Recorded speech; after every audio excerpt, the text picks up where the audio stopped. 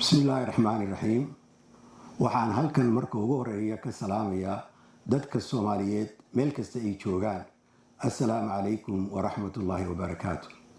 waxaan maanta doonayaa halkan inaan la wadaago ummadda soomaaliyeed mowqifkayga iyo dareenkayga ku saabsan dadkii soomaaliyeed ee bishan oktoobar bilowgeedii laga tarxiilay magaalada laascaanood.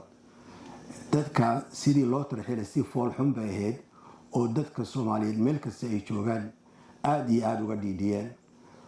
dadkaa sidii loo tarxiilay waxay si aada u foolxun, bini-aadamnimada meel uga dhacsan, soomaalinimada meel uga dhacsan, islaamnimada meel uga dhacsan. dadkaasi waxa weeyaan dad ka mid ahaa jaaliyadda muddo 30 sannadood bay ku noolaayeen halkaas. caruurahoodii iyo caruurahay dhaleen iyo kii labaad baa ku dhashay halkaa. marka dad jaaliyadda ka mid ahaayeen oo qeyb weyn oo wanaagsan ka mid a. waxaa nasiib darro noqotay in maamulka somalilan uu go-aansaday dadkaas inuu yidhaaho dad soomaaliyeed ma tihidin, markaana ka tarxiilay.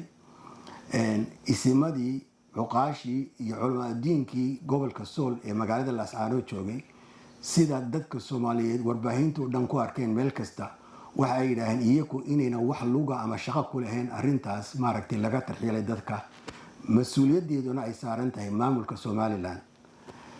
arintaasi waa arin meel kasta oo soomaali joogtay aada uga xumaatay. waxaan aniguna jeclay halkan inaan u gudbiyo ummadda soomaaliyeed dareenkayga inaan aada uga xumay dadka soomaaliyeed ee walaalaheena tacdiyada loo geystay. maamulka somalilan waxa uu sheeganayaa ama uu leeyahay mabaadi'da dowladnimada buu rabaa inuu ku dhaqmo. mabaadi'dana waxaa ka mid a sida dunida dhan loo yaqaano in marka ugu horeysa cadaaladda la ilaaliyo. cadaaladdu waa qeyb weyn oo ka mida bulsho meel kasta ay tahay.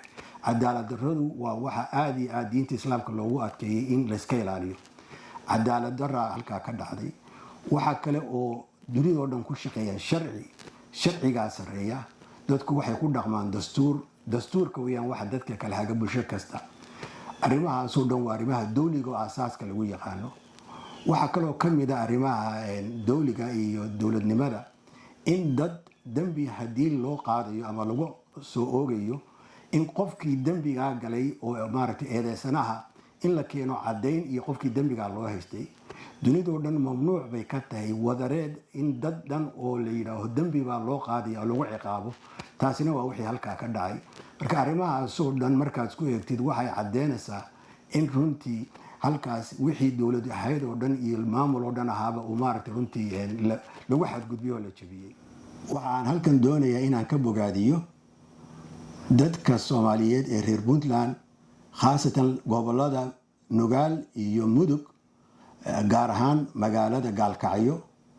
dadkaas oo soomaalida waxa aada iyo aada soomaaliya oo dhan aada ugu diirsatay, ugu farxday sida wanaagsan ee naxariista leh ee walaalnimada leh ay u soo dhaweeyaan walaalahoodii laga soo tarxiilay magaalada laascaanood.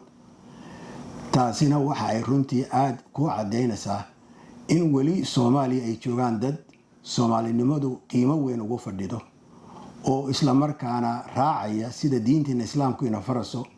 dadka muslimiinta oo walaalahaya marka ay tabaalo ku dhacdo inaad u soo gurmatid ood caawisid. dadka la soo tarxiilay waxay u badnaayeen haween iyo caruur iyo dad waaweyn iyo dad maata oo aada u jilicsan. dadkaasoo dhan waa dad aada xitaa loo diiday caruurahoodii iyo qaar ka mida inay intii sidii foosha xumeed ee waxishnimo laheyd ee loo soo tarxiilay inay xitaa reerahoodii, caruurahoodii, xoolahoodii iyo hantidoodii soo urursadaan. marka dadka reer puntland shay aada bay runtii iyo ugu mahadsan yihiin. waxa aan ilaah ka rajeynayaa inuu ilaahay siiyo ajar iyo xasanaad dadaalka wanaagsan iyo naxariista wanaagsan ay tuseen dadka walaalahood ee laga soo tarxiilay magaalada laascaanood. waxa aan rajeynayaa iyakuna dadka walaalaheen ee dadka soomaaliyeed ee sharafta iyo ciiska leh ee degan maamulka somalilan, cuqaashooda, waxgaradkooda, culamaa diintooda, waa dad soomaaliyeed oo wanaagsan weeyaan. waxaanan ogahay ana ku kalsoonahay inay iyakuna aada uga xun yihiin dadka walaalahooda oo aada sidaa foosha xun looga tarxiilay magaalada laascaanood. waxa aan rajeynayaa haddii eebba idmo iyakuna sidaa dadka walaalahood soomaaliyeed meel kasta ay joogaan in iyakuna ay runtii muujiyaan sida ay uga xun yihiin dadka walaalahood dhibaatada ku dhacday oo iyakuna runtii ay la wadaagaan dareenkooda. waxaan doonayaa inaan dhowr qodob ka taabto doorka dowladda federaalka ah ay ku leedahay runtii in amniga, xorriyadda iyo runtii daryeelka dadka Soomaaliyeed ay mas-uul ka tahay maaragtay inay doorkii ku lahayd inaan wax ka yidhahaan doonayaa. dadka degan gobolada Sool iyo Sanaag iyo Cayn ilaa muddo dheer dadka Soomaaliyeed siday uga warqabaan waa dad caan ku ah oo lagu yaqaano inay aada u aaminsan yihiin midnimada Soomaaliyeed, isla markaana aaminsan Soomaaliya inayna kala go'i karaynin. calanka Soomaaliyeedna dhibaatooyin badan dartiis loogu geystay oo dil iyo dhibaatooyin kaloo badanba muddo dheer dadka Soomaaliyeed siday uga warqabaan. waxaa arrintaa aan la xidhiidha arrintii runtii dhacdadan ama tarxiilkan foosha xun waxa iyaduna arrin kaloo salka ay ku hayso oo dadka degan gobolada aan sheegay ay dowladda federaalka cabasho fara badan usoo direen oo ay markii arkeen in dadka dilkaa qorshaysan dad ka badan ilaa 80 qof oo ah haldoorkii bulshadaas sanadihii ugu dambeeyey lagu laynayay. dadkaas maamulka Somaliland waxba kama qaban runtii dembiyadaas ka dhacayay. dowladda federaalkuna markii fariimo badan dadkaas u soo direen way iska indhatireen, isla markaana runtii waxba kama qaban. waxa weeyaan saan ognahay dowladda federaalku waxa ay mas-uul ka tahay dadka Soomaaliyeed oo dhan. dastuurkeena sida ku qeexan dowladda federaalka qarannimadeena iyo madax banaanideena iyo dadka Soomaaliyeed oo dhan ka mas-uula. marka dadkaas runtii aad iyo aad bay runtii u gabeen dowladda federaalka madaxdoodu. markasta oo la weydiiyo oo su'aalo la weydiiyo hadday yihiin madaxweynayaasha dowladihii ku-meel gaarka ahaa ama madaxweynayaashii dowladihii iyo kuwii joogtada ahaa, dhammaantood way ka aamusaan marka arrimaha wax laga weydiiyo ama waa ka gaabsadaa. waxaana ay runtii noqotay in markaa dadkii kale oo dhibta ku hayay ay kusii dhiiradaan dhibaatooyinkay wadaan maadaama ay dowladdii runtii doorkeedii ka gaabisay. marka waxaan anigu aaminsanahay dilkaa qorshaysan iyo faldambiyeedkaa socda iyo tarxiilidan dambe oo hadda meeshay gaadhay inay tahay markii ay dowladda federaalku la arkay inayna dadka arrimahooda iyo dhibaatooyada waxba ka qabanaynin, dee meeshii kale oo ka xumooday gaari lahayd bay gaadhay, waana loo jeeday inay halkaa u socoto. marka arrintaasi waa nasiib darro. waxaa kale oo aan rabaa inaan intaa ku daro runtii madaxweynaha iyo ra-iisul wasaaraha labadooduba runtii waxay ahayd inay tagaan magaalada Gaalkacyo iyo meelihii kale ama Puntland ka mid ah oo dadkan lasoo tarxiilay joogaan, oo dadka walaalahooda ee mas-uulka ka yihiin ay xanuunka iyo dhibtay qabaan la qaybsadaan, dadka Soomaaliyeedna kalsoonida siiyaan, dadkaana u dhiirigeliyaan oo ay halkaa tagaan. nasiib darro waxay noqotay labadoodiiba madaxweynihii iyo ra-iisul wasaarihii qurba ay aadeen oo waxay aadeen runtii socdaal bay iska aadeen. anigu ma garanayo waxa muhiimka ah ay socdaallada ka soo qabanayaan oo ka muhiimsan in dadka walaalahooda oo sidaa runtii lagu soo tarxiilay Soomaalinimadooda. runtii waa nasiib darro inayna runtii maaragtay inay iska rab taagaan iyo taageeradii u baahnaa ay sii lahaayeen. arrintaasina waa arrin laga xumaado weeyaan. waxa aan halkan iyadana fariin uga dirayaa beesha caalamka iyo hay-ada qaramada midoobay iyo hay-adihii kaleoo la xidhiidha in ay ka soo saaraan bayaan cad ee ku saabsan tarxiilkii foosha xumaa ee laascaanood ka dhacay, isla markaana inay cambaareeyaan maamulka Somaliland oo runtii faldambiyeed weeyaan sidaan anigu sharciga ku fahmay. mar haddii arrimo ku saabsan xuquuqul insaanka ugu waaweyn oo maaragtay qofkii jabiya ama waxyeelo ka geysta in runtii uu yahay faldambiyaad. markaana waxaan rajaynayaa inay arrintaas runtii si cad una cambaareyn doonaan, bayaan cadna ka soo saari doonaan. waxa kale oo aan halkan beesha caalamka rajaynaya aan fariin uga dirayaa in ay la gaadhaan runtii deeq degdeg ah dadka jooga gobolka Mudug iyo gobolka runtii Nugaal oo aad iyo aad ugu dhibaataysan meesha, oo wixii runtii daawooyin iyo wixii kale oo deeq ay gaarsiin karaan si dhaqso ah u gaarsiiyaan.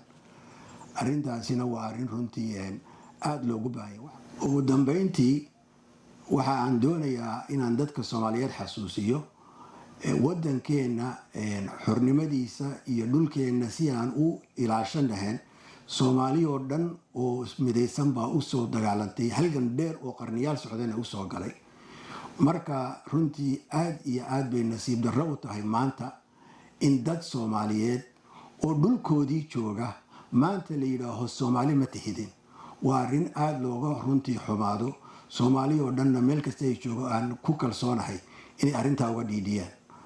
waxaa kale oo aan rabaa inaan iyadana halkan haddii ay suuroobi karto fariin uga diro waxgaradka culamaa udiinka iyo dadka odayaal dhaqameedka ee gobolka Sool magaalada Laascaanood haddii ay suuroobi karto guddiga wasiirada ka kooban ee madaxweynaha Koonfur Galbeed Cabdicasiis Laftagaraan uu magacaabay haddii ay suuroobi karto ay la shaqeyn karaan inay la shaqeeyaan oo gacan siiyaan si dadka Soomaaliyeed hantidoodii iyo runtii xoolahoodii iyo wixii kale oo runtii laga soo tarxiilay siday u heli lahaayeen oo dib ugu kasban lahaayeen inay gacan ka siiyaan. والسلام عليكم ورحمة الله وبركاته.